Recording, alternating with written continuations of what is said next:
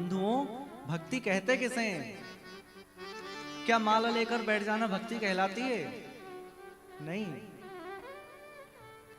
वो केवल एक भक्ति का अंश है। भक्ति किसको कहते हैं? हम लोगों की भक्ति कैसी है? माला तो लेकर बैठ गए, लेकिन ध्यान हमारा रसोई में है, ध्यान हमारा फोन पे लगा है। हाथ में तो माला है पर मन हमारे हाथ में नहीं है।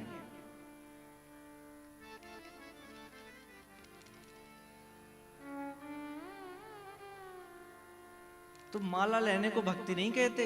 एक संत थे,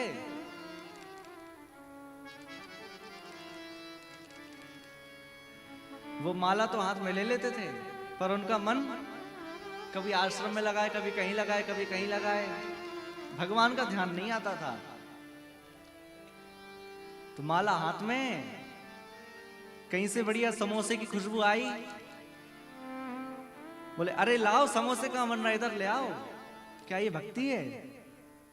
ये भक्ति नहीं है। भक्ति कहते किसको है?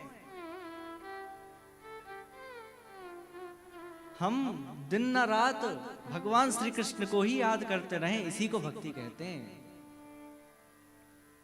दिन रात हमें श्री कृष्ण याद आए, याद करना ना पड़े।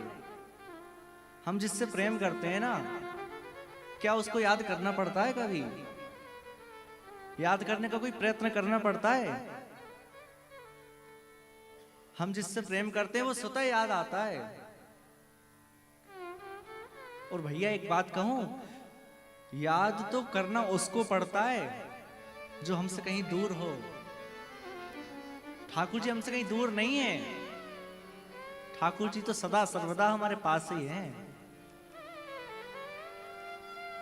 तो जो दिन रात भगवान श्री कृष्ण को भजे, श्री कृष्ण को अपना सखा माने, अपना स्वजन माने, उसको कहते हैं भक्ति। और भक्ति में कितनी ताकत है? भक्ति में कितनी ताकत है? साधारण जल है, लेकिन जल में भक्ति को मिला दो तो वह चरणामृत बन जाता है। चरणामृत बन जाता है। साधारण चलना है, लेकिन चलने में भक्ति को मिला दो तो परिक्रमा बन जाता है। और भूखे रहना, भूखे रहने में भी यदि भक्ति को मिला दें तो व्रत बन जाता है। साधारण देखना और देखने में यदि हम किसी भक्ति को मिला दें तो दर्शन कहलाता है।